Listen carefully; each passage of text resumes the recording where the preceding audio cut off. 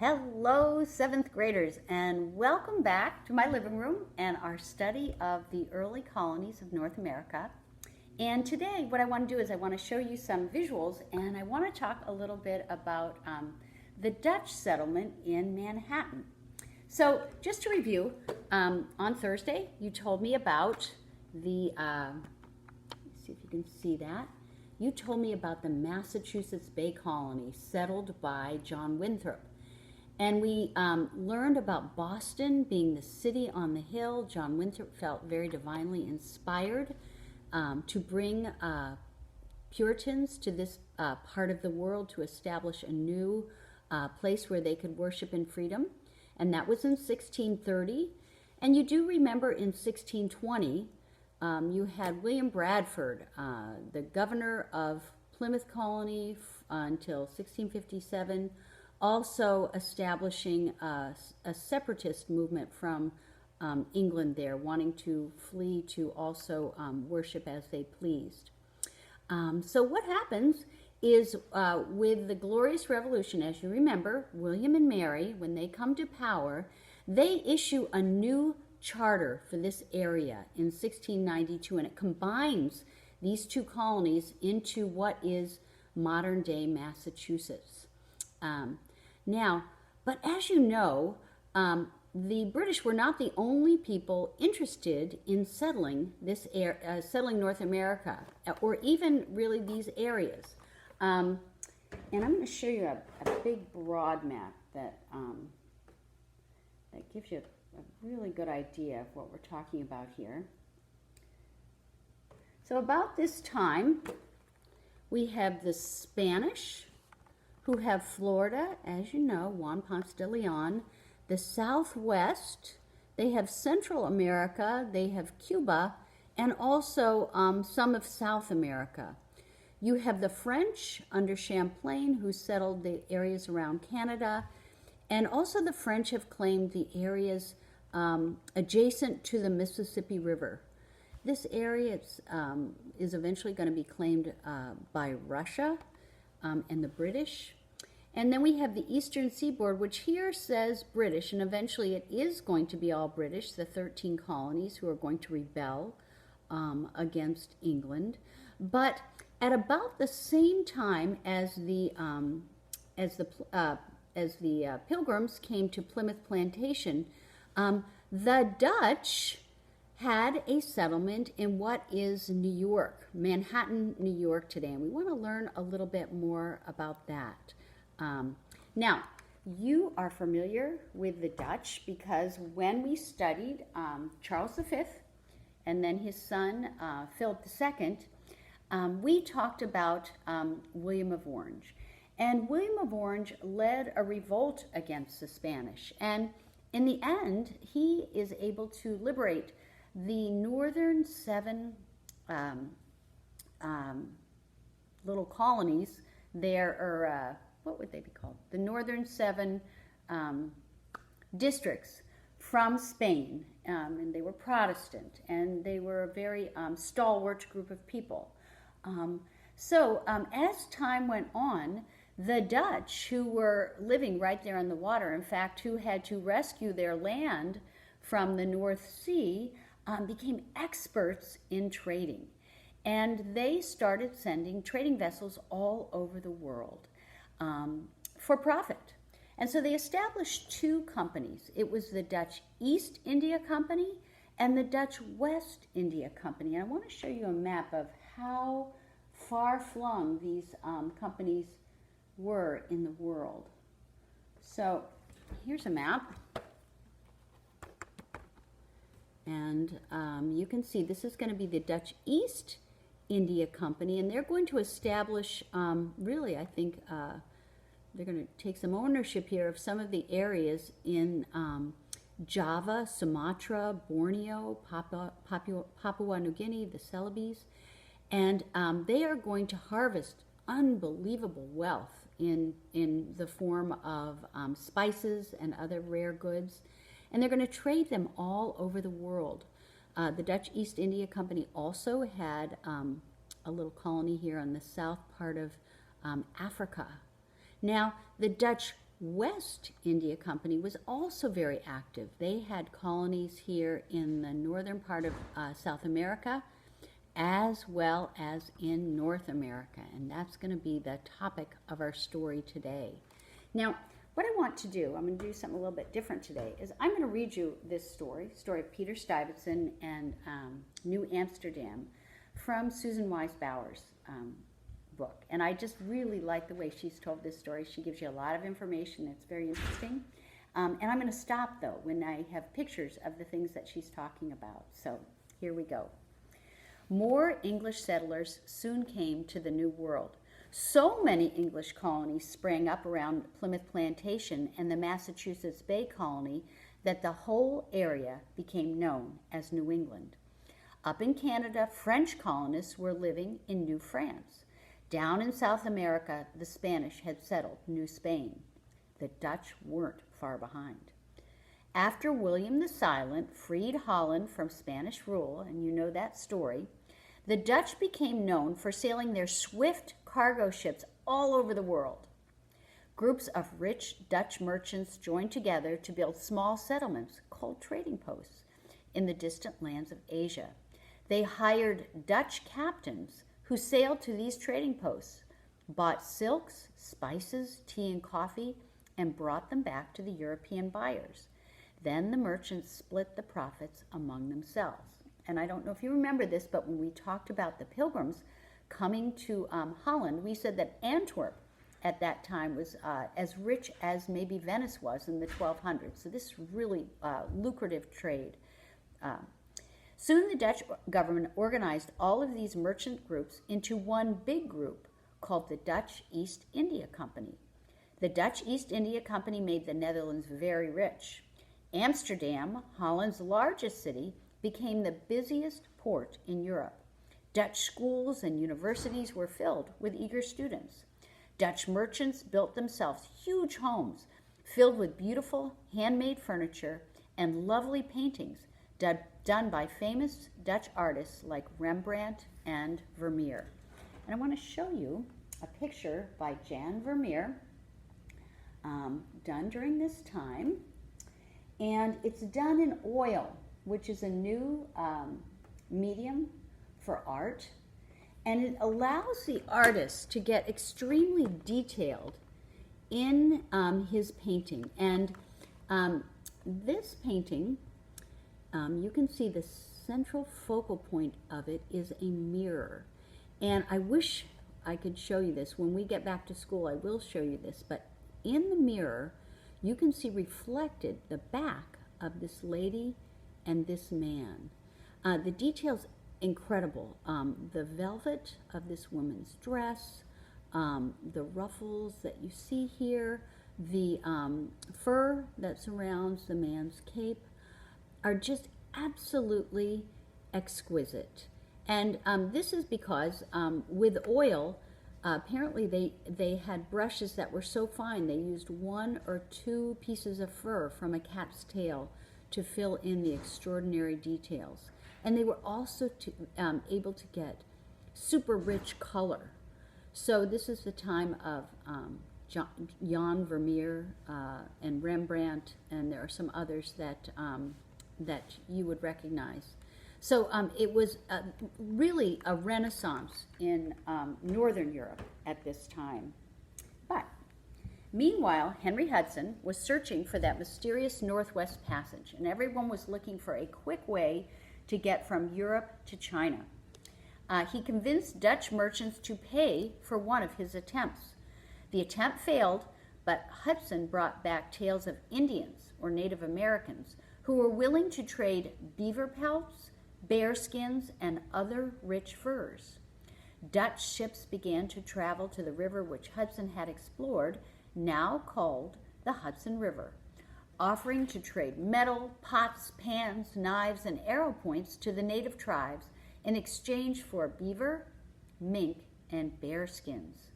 So many Dutch merchants visited the shores of the Hudson River that the area around the water became known as New Netherlands. The government of Holland formed a new company, the Dutch West India Company. This company sent 30 families along with cows, sheep, corn, and wheat seeds, plows, and harvesters to settle on the banks of the Hudson River and live year-round.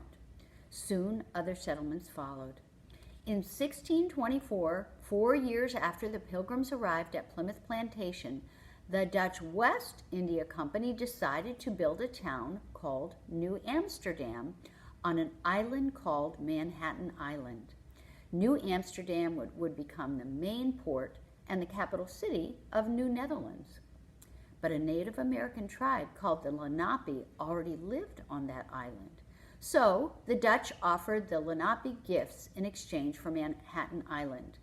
The Lenape took the gifts, and according to stories told later, these goods were glass beads, pots and kettles, knives and axes, and a few rolls of cloth worth around $24.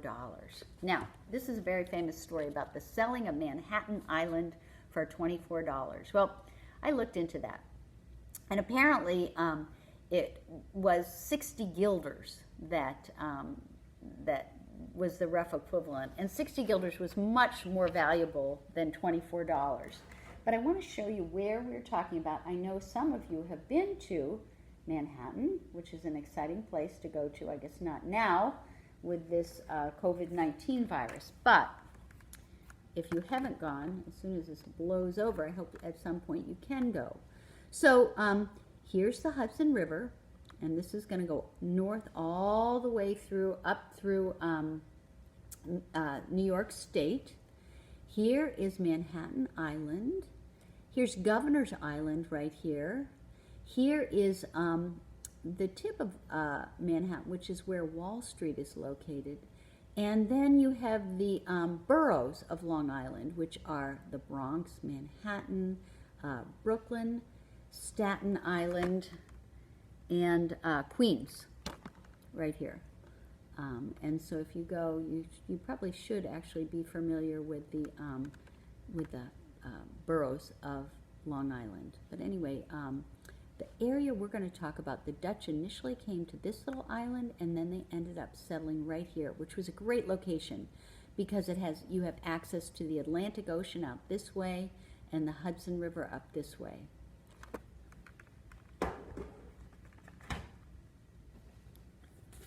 So Henry Hudson's going to establish a lucrative colony there on the tip of Manhattan. And the Indians are going to ostensibly sell Manhattan to the Dutch. Of course, the island of Manhattan was worth far, far more, but the Lenape never intended to sell the land. They believed that land, like air, was something that everyone shared. The Lenape would settle down in a place, build houses of trees and bark, grow corn and squash, hunt deer and bear, and gather clams and crabs along the shores. After a few years, when the deer had grown scarce and the crabs were harder to find, the Lenape would gather up their belongings and move on. The Lenape thought the Dutch would live on Manhattan Island for a few years and then move on as well. But the colonists of New Amsterdam had no intention of leaving, ever. They built a large fort right at the end of the island and a wide road called the Broadway that ran from the fort right across the island. And that is the huge and very famous street of Broadway there right in Manhattan, started by the Dutch. Ships could easily dock at the island, allowing the Dutch to load furs and receive goods. The town of New Amsterdam grew quickly. Ships brought rum, sugar, salt, and spices from India and Africa. Indians traded furs for these goods. Colonists from Jamestown and New England came to New Amsterdam to buy these. People from all over the world came to New Amsterdam on merchant ships.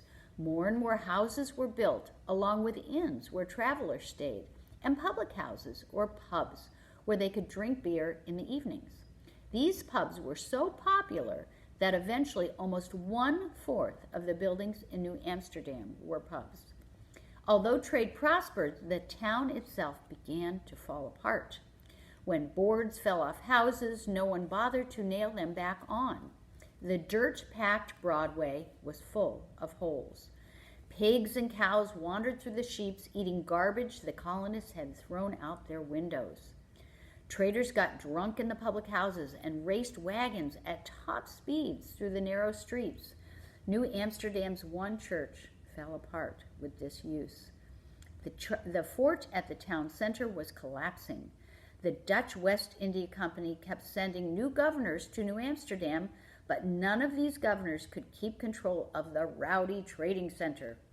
In 1647, the Dutch West India Company tried one more new governor. Peter Stuyvesant, a tall, grim ex-soldier, arrived from Holland on a bright, chilly May morning. When he strode down the gangplank of his ship, the gathered onlookers heard an odd sound. Step thump, step thump, step thump. Peter Stuyvesant's right leg had been shot off by a cannonball 3 years before. In its place, he wore a wooden peg leg, held together with silver nails and wrapped around by silver bands. And just as an aside, he lost his leg when he was fighting against the French in St. Martin. You can go to St. Martin today, and St. Martin is still owned by the French and the Dutch. And his leg was amputated. He must have been one kind of a tough guy because they didn't have painkillers or any kind of antiseptic, but he survived. And the doctor told him that his stump would never heal properly as long as he continued to live in the humid air of the Caribbean. So it might have been one of the reasons why he was willing to take this job in very cold New York. Stuyvesant was appalled at what he saw. He wrote, "New Amsterdam is now greatly decayed, and the walls more and more trodden underfoot by men and cattle." Immediately, he began to make new laws. Colonists who wanted to drink would have to pay extra money for their wine and beer.